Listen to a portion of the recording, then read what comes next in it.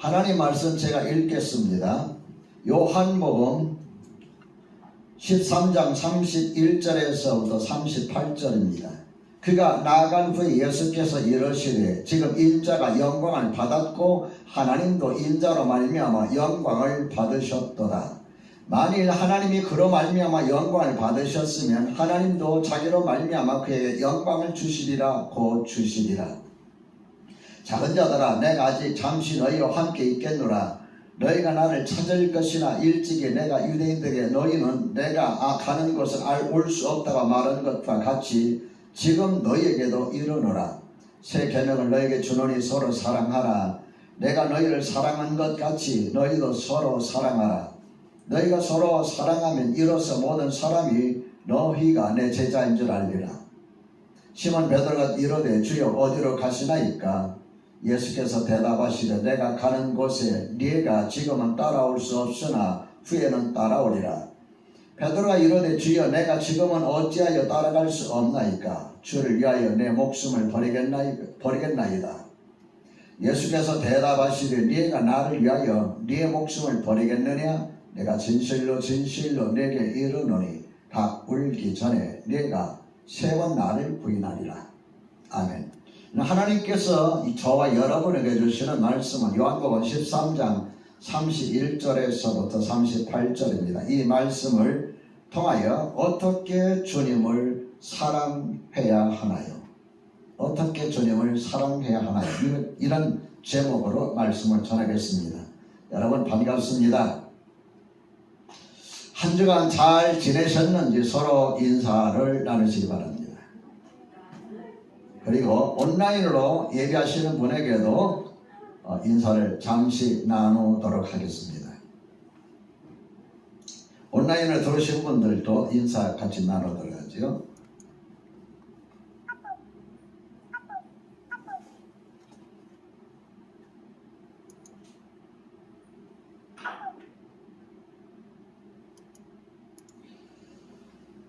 온라인 예배 가능한 여러분 예배당에서 함께 모여서 예배할 수 있도록 현장에서 예배할 수 있도록 여러분이 힘쓰시기를 부탁드립니다.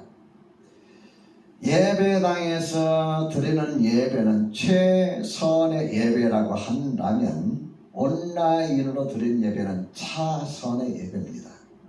최선이 안 될 때 차선을 선택하는 것이지 최선이 있는데도 불구하고 차선을 선택하는 것은 매우 손해나는 일입니다. 우리가 온라인 예배를 드리는 거 이 자칫 잘못하면 너무 쉽고 편하기 때문에 오늘은 피곤하니까 집에서 예배 드려야지, 오늘은 바쁘니까 약속이 있으니까 그냥 온라인으로 드려야지, 얼마든지 이게 가능한 구실들이거든요. 근데 사실은 이게 별로 바람직한 건 아닙니다. 할 수 없어서, 어쩔 수 없어서 우리 온라인을 택하여야지 이것이 항상 최선이 돼서는 안 됩니다. 여러분 예배당에 가능한 나와서 함께 예배 드려 얼굴도 보고, 저도 여러분 얼굴 보고 여러분도 제 얼굴 보고, 물론 온라인은 제 얼굴을 보겠지만은 또 서로 간에 인사도 나누고 해야 하지 않겠습니까? 꼭 여러분 최선을 그때그때마다 선택하시기를 주의 이름으로 축원합니다. 한 주간도 하늘의 복 많이 누리시는 그러한 삶이 되시기를 우리 주님의 이름으로 다시 한번 축원합니다. 오늘 내일이면 이제 장마가 다 끝나간다고 합니다. 장마가 끝나면 기다리고 있는 게 뭘까요? 폭염부대입니다. 지금 전 세계가, 특별히 유럽 같은 경우는 40도를 오르내리면서 폭염의 몸살을 앓고 있습니다. 평소에 온도가 올라가도 25도까지 올라가던 그 나라가 40도가 넘으니까 난리가 났습니다. 여름에도 25, 6도 밖에 안 올라가니까 그 나라는 전체 인구 가구수의 5%밖에 에어컨을 설치하지 않았는데 40도를 오르내리니까 난리가 났어요. 얼마나 더웠으면 날아간 새가 폭염에 못 이겨서 하늘에서 떨어지고, 나무들이 바짝 말라서 여기저기에서 대형 산불이 잇따라 일어나고, 그런가 하면 또 한쪽에서는 엄청난 비가 쏟아져서 폭우로 말미암아서 홍수가 나고 많은 생명과 재산을 잃어버리고, 이런 것들은 사실은 환경 파괴입니다. 생태계 파괴입니다. 누가 환경을 파괴하고 생태계를 파괴한 겁니까? 바로 우리들 자신입니다. 환경 파괴, 생태계 파괴로 인해서 우리가 엄청난 대가를 지금 치르고 있죠. 코로나 오미크론도 환경 파괴, 생태계 파괴가 가져온 재앙입니다. 이 재앙이 어떻게 지금 발전되고 있습니까? 인간관계 파괴, 인성 파괴, 그리고 더 나아가서 영성 파괴까지 하나님과의 관계 속에서도 자꾸 멀어지게 만듭니다. 이럴 때일수록 여러분, 우리 신앙을 잘 추스리고 하나님 앞에 가까이 나아가는 그런 삶을 살아가시길 우리 주님의 이름으로 축원합니다. 아무튼 여름철 이번 주, 다음 주, 그 다음 주 3주 동안 상당히 더울 것 같은데 더위에 건강관리 잘 하시기를 주의 이름으로 부탁합니다. 오늘 하나님께서 본문의 말씀을 통해서 우리가 세 가지 메시지를 주십니다. 첫째로 하나님을 기쁘시게 하는 사랑이어야 한다고 하십니다. 오늘 제목이 뭐였어요? 어떻게 주님을 사랑해야 하나요? 그 첫째로 하나님을 기쁘시게 하는 사랑이어야 한다. 여러분, 사랑이란 뭘까요? 어떤 분 사랑이란 뭐 눈물의 씨앗이라 그러는데 사랑이란 뭘까요? 굉장히 많이 쓰는 단어입니다. 유행가 가사를 보면은 대부분이 사랑이라는 단어가 다 들어가 있고, 사랑이라는 소재나 아니면 주제를 가지고서 가사를 씁니다. 거의가 그렇습니다. 근데 막상 사랑이 뭘까라고 우리가 생각해보면 막연할 때가 있습니다. 그래서 저는 막연할 때는 국어사전을 또 찾아봐요. 국어사전에 보면은 사랑이란 어떤 사람이나 존재를 몹시 아끼고 귀중히 여기는 마음 또는 그런 일, 어떤 사람이나 존재를 몹시 아끼고 귀중히 여기는 마음이나 그런 행동, 그런 일들을 사랑이라. 제가 왜 여러분에게 이 사랑이 뭐냐고 질문을 던졌느냐 하면, 이 사랑이라는 것은 결국 상대방과 깊은 연관이 있는 단어이기 때문입니다. 다시 말해서 상대방의 생각, 상대방의 요구사항, 이것과 관계될 때에 사랑이라는 단어가 형성이 되어가기 시작합니다. 그런데 이루어지지 않는 사랑들을 우리가 종종 보게 되는데, 이루어지지 않는 사랑의 특징을 보면은 자기 관점에서 사랑이야. 자기가 좋아하는 대로, 내가 좋아하는 거 상대방도 좋아할 것이다. 내가 좋아하는 대로 그냥 행동을 해요. 그러면서 우리가 사랑했다고 이야기하는데, 상대방은 그 요구한 적도 없고 그렇게 생각한 적도 없어요. 전혀 자기에게 무관한 행동을 하고 자기에 무관한 말을 하기 때문에 아무런 느낌이나 감정이 들지 않는 거예요. 자기 중심적인 사랑은 사랑이 아닙니다.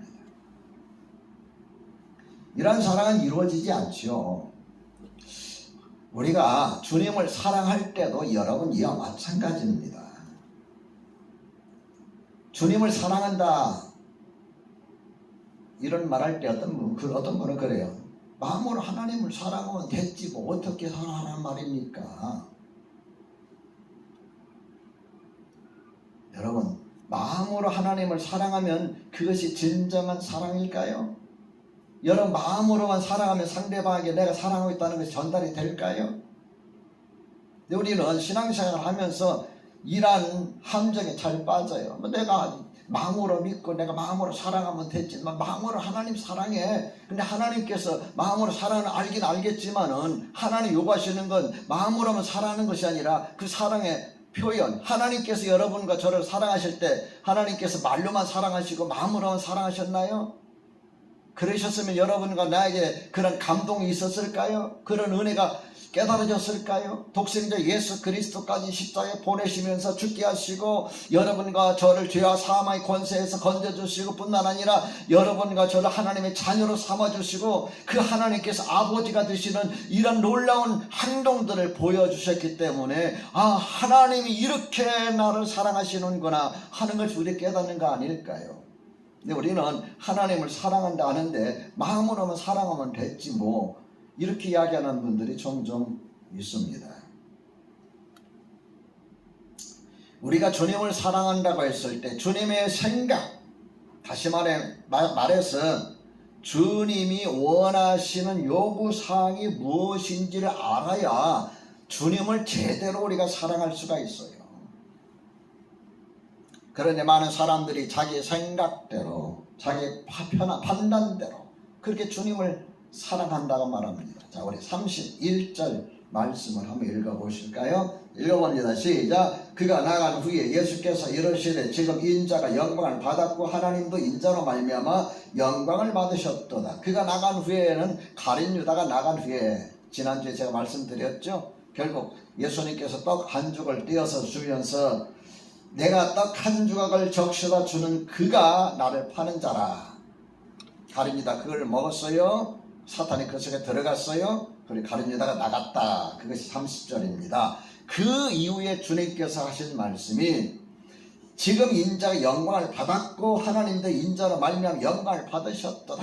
이렇게 말씀하셨어요. 하나님도 인자로 말미암아 영광을 받으셨도다. 예수님만 혼자서 영광 받으신 게 아니라 하나님도 나로 말미암아 영광을 받으셨다. 그리고 32절에 뭐라고 말씀하셨느냐면 만일 하나님이 그로 말미암아 영광을 받으셨으면 하나님도 자기로 말미암아 그에게 영광을 주시리라. 하나님 영광을 받으셨으면 그 하나님께서도 나에게 영광을 주시리라. 이렇게 말씀하고 있어요. 그러니까 사랑이라는 것은 내가 하나님을 사랑할 때 하나님이 원하시는 그 사랑이 진정한 사랑이다 하는 걸 볼 수가 있습니다. 예수님께서 하나님을 사랑하신 사랑의 기준이 뭘까요? 요한복음의 4장 보면은 사마리아 수가성 여인과 대화가 나오죠. 예수님께서 제자들과 함께 수가성을 지나가시다가 정오쯤 되고 배도 고프고 피곤하기도 해서 우물가에 앉아서 쉬면서 제자들 그래서 너희는 동네 가서 먹을 것 좀 구해오너라. 그래서 제자들이 예수님 말씀 따라 동네 가서 뭔가 먹을 것을 구하러 가는 사이에 수가성에 살던 여인이 물동이를 이고 물을 길어왔어요. 그래서 여인과 대화하다가 그 여인이 당신이 내가 보니까 진짜 선지자입니다. 그걸 깨닫고서 동네로 뛰어 들어갑니다. 그 사이에 예수님의 제자들이 예수님께 뭔가를 가지고 왔어요. 선생님 여기 음식 준비해 왔습니다. 가져왔습니다. 그럴 때 주님께서 뭐라고 말씀하셨느냐 하면은 나의 양식은 나를 보내신 이의 뜻을 행하며 그의 일을 온전히 이루는 이것이니라. 나의 양식 먹을 것 좀 가져오라고 해서 가져왔는데 예수님께서 하신 말씀이 내 양식은 하나님의 뜻을 행하며 그의 일을 온전히 이루는 것이다. 다시 말씀드리면 예수님에게 양식과 같이 정말 생명처럼 소중한 것이 무엇이냐면 하나님의 뜻, 그 뜻을 이루는 것이다. 요한복음 6장 38절과 39절에 보면은 이런 말씀이 있습니다. 내가 하늘에서 내려온 것은 내 뜻을 행하려 함이 아니요 나를 보내신 이의 뜻을 행하려 함이니라. 내가 하늘에서 내려온 것은 내 뜻을 행하려 함이 아니라 나를 보내신 이의 뜻을 행하려 함이라. 39절에 나를 보내신 이의 뜻은 내게 주신 자 중에 내가 하나도 잃어버리지 아니하고 마지막 날에 다시 살리는 이것이니라. 여러분 예수님의 가장 큰 관심사는 뭐였어요? 하나님의 뜻, 그리고 그 뜻을 이루는 것이었어요. 하나님 요구사항이 뭔지, 여러분, 우리가 하나님을 사랑한다고 했을 때 가장 중요한 것은 하나님께서 그럼 원하시는 게 뭘까? 남편들이 종종 서프라이즈 한다고 이제 와이프를 해서 뭔가 준비하는데 와이프들이 어떤 때는 반가워하지 않을 때가 있어요. 누가 이런 거 사왔어? 그럴 때가 있습니다. 왜 그럴까요? 필요 없는 거예요. 그런 평소에 아내가 갖고 싶었던 거 그걸 싹 사가지고 생일이라도 뭔가 주면은 깜짝 놀랐죠. 너무너무 고마워하죠. 작은 물질이라도. 이게 남자와 여자의 생각의 차이입니다. 하나님과 우리 생각이 하나님께서 이거 했으면 좋겠는데 우리는 전혀 하나님 뜻 생각 안 하고 자기가 원하는 대로 하나님 사랑한다 하니까 그러면서 우리는 하나님을 사랑한다고 우리 스스로가 착각에 빠지는 거예요. 여러분, 하나님을 기쁘시게 하는 사랑, 이것이 바로 하나님이 원하시는 사랑이라는 걸 기억합시다. 둘째로 서로를 사랑할 줄 알아야 합니다. 다시 말씀드려서 우리가 서로 사랑하는 것이 주님을 사랑하는 것이란 뜻입니다. 34절의 말씀 같이 한번 읽어볼까요? 준비하시고 시작. 새 계명을 너에게 주노니 서로 사랑하라. 내가 너희를 사랑한 것 같이 너희도 서로 사랑하라. 자, 새 계명을 주노니 뭐 하라 그랬어요? 서로 사랑하라. 서로 사랑하시기를 주의 이름으로 축원합니다. 온라인에 예배 드리시는 분들도 서로 사랑하시기를 주의 이름으로 축원합니다. 자, 서로 사랑하라 그랬는데 그러면 서로 사랑하는 주님께서 말씀하신 사랑의 기준이 뭘까요? 어느 정도 사랑해야 될까요? 내가 너희를 사랑한 것 같이. 우리가 서로를 사랑할 때 그리스도 안에서 형제 자매를 서로 사랑할 때 그 사랑의 기준은 주님께서 나를 사랑한 것 같이입니다. 이만큼 하면 됐지 뭐가 아니라 주님께서 나를 사랑한 것 같이. 세월이 지난 다음에 후일에 사도 요한이 요한 1서 1장 7절에서 이렇게 말합니다. 사랑하는 자들아, 내가 새 계명을 너에게 쓰는 것이 아니라 너희가 처음부터 가진 옛 계명이니 이 옛 계명은 너희가 들은 바 말씀이거니와 라고 말하면서 또 무슨 말씀을 하고 있느냐, 빛 가운데 있다 하면서 그 형제를 미워하는 자는 끝까지 어둠에 있는 자요, 그 형제를 사랑하는 자는 빛 가운데 거하는 자라, 이렇게 말씀하고 있습니다. 그러면서 요한복음 4장 20절과 21절에서는 이렇게 또 말하고 있습니다. 누구든지 하나님을 사랑하노라 하고 그 형제를 미워하면, 누구든지 하나님을 사랑하노라 하고 그 형제를 미워하면 이는 거짓말하는 자니 보는 바 그 형제를 사랑하지 아니하는 자가 보지 못하는 바 하나님을 사랑할 수 없느니라. 보이는 형제를, 그리스도 안에서 보이는 형제를 사랑하지 못하는 사람이 어떻게 보이지 아니하는 하나님을 사랑한다고 말할 수 있겠느냐, 그 거짓말이다 하면서 요한일서 4장 21절에 이렇게 말씀하고 있습니다. 우리는 이 계명을 주께 받았나니 하나님을 사랑하는 자는 또한, 따라잡시다, 그 형제를 사랑할지니라. 하나님을 사랑하는 자는 또한 그 형제를 사랑할지라. 우리가 주님께로부터 이 계명 받았다. 이 새 계명, 주님께서 이 새 계명을 너에게 주노니 서로 사랑하라. 그리고 세월이 지난 다음에 사도 요한이 그들에게 옛 계명, 주님께서 주신 그 계명을 말씀하시면서 하나님을 사랑하는 자는 또한 그 형제를 사랑할지니라.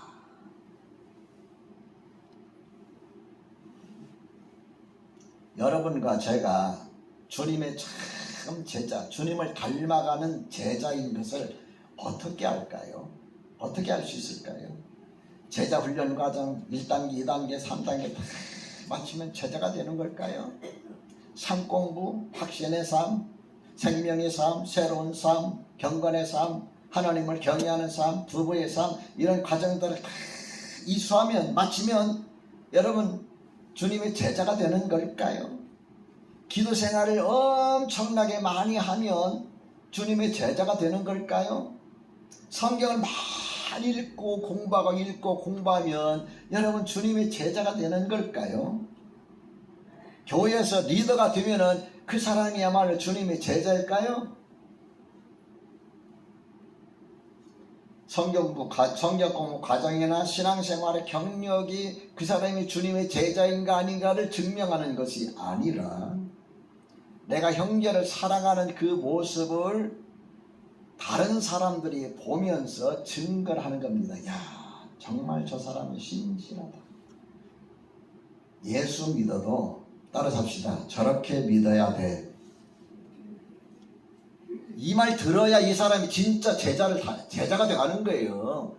예수 믿어도 어떻게? 저렇게 믿어야 돼. 또 이런 말이 있죠. 예수 믿어도 저렇게 믿으면 안 돼. 이것은 엉터리예요. 가짜예요.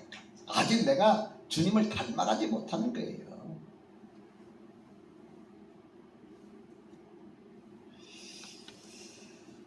제가 목회하면서 목회 초창기에 겪었던 일들을 내적인 갈등 이런 걸 말씀을 좀 드리고 싶습니다.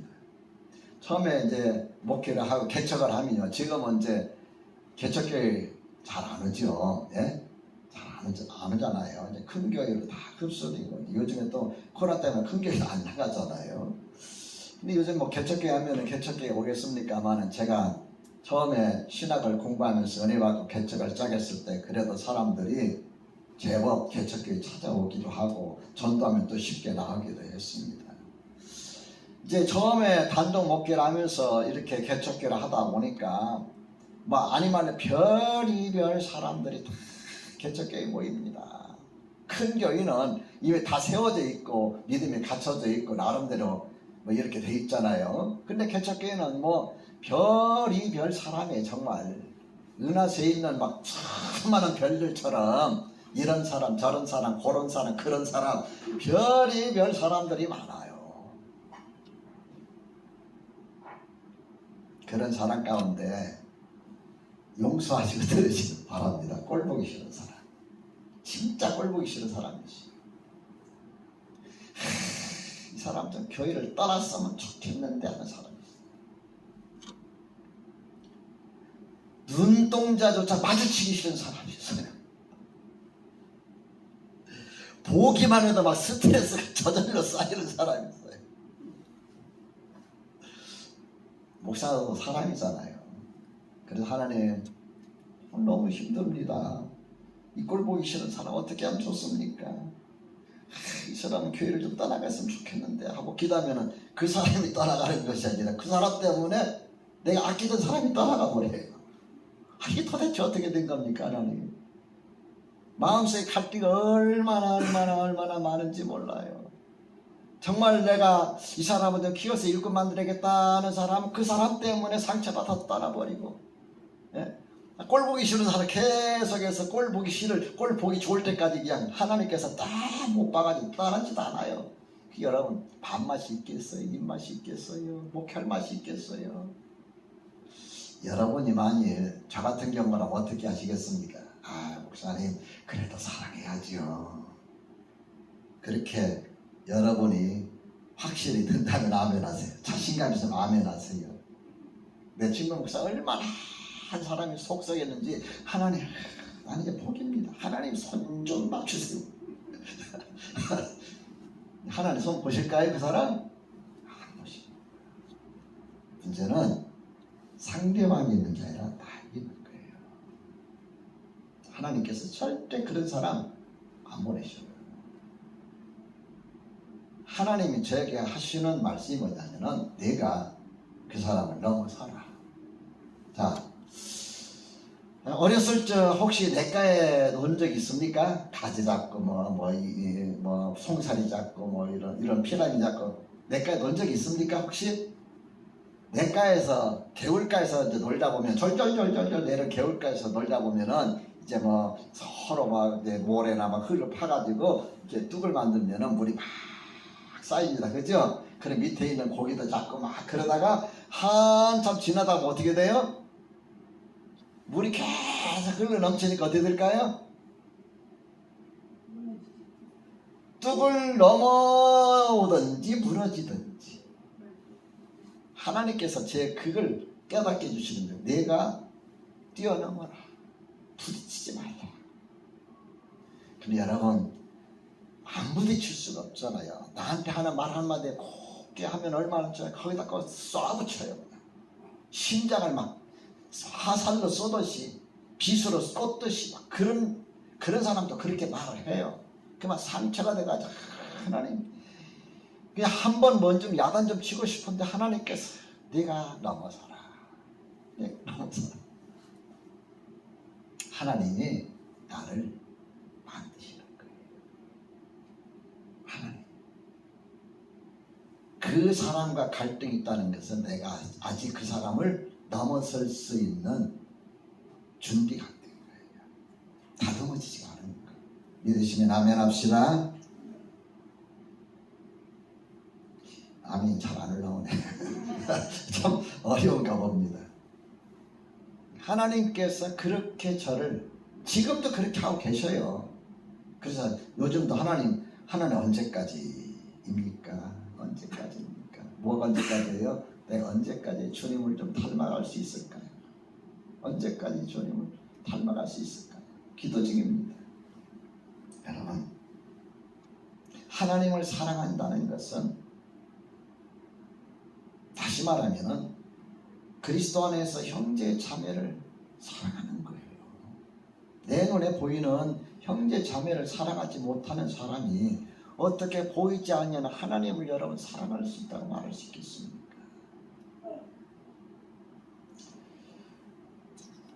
내 앞에 뒤에 있는 형제 자매님들을 서로 사랑하시길 주의 이름으로 축원합니다.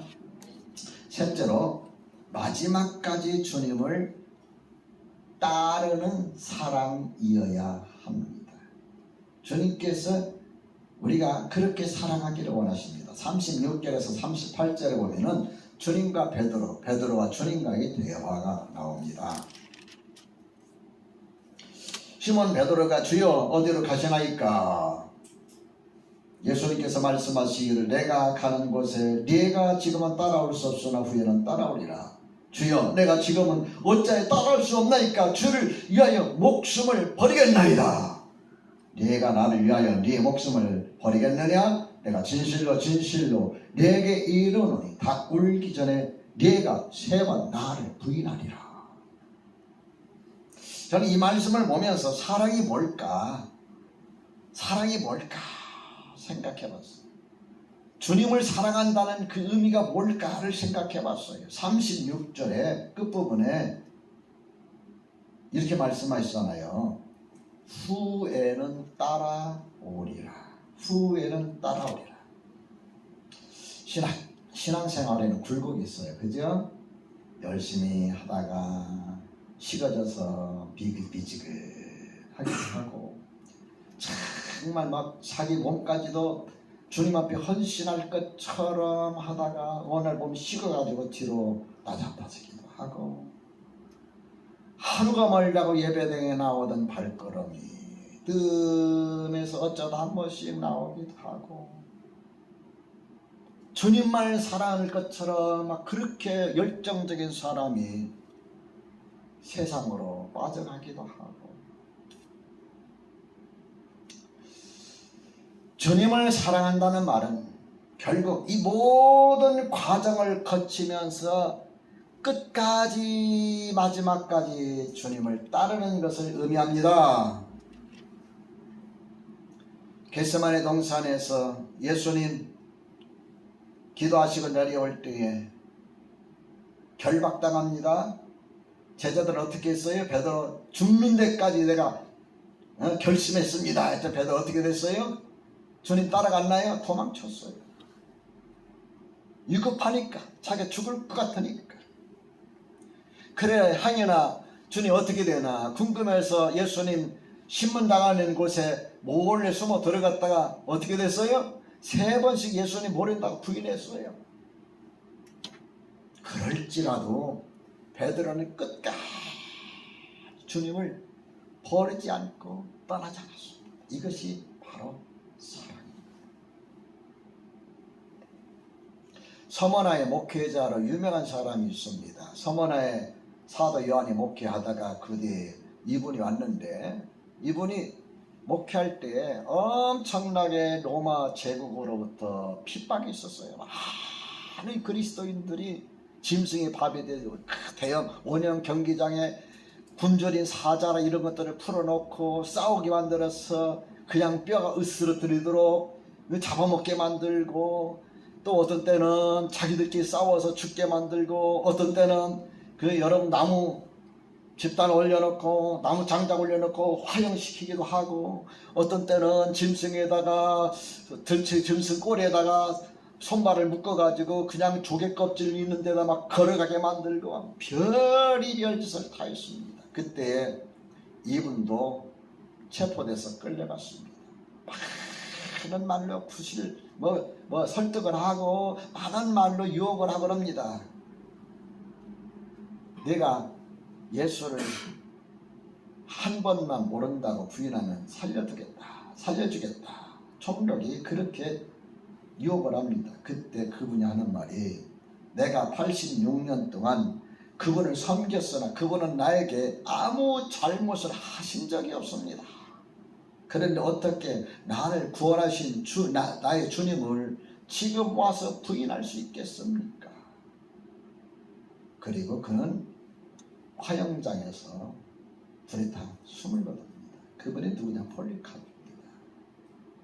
주님을 사랑한다는 것은 마지막까지, 때로는 내가 낙심도 하고 시험에 넘어지기도 하고 열심히 식어지기도 하지만 마지막까지 주님을 포기하지 않고 버리지 않고 따르는 것이 사랑이다.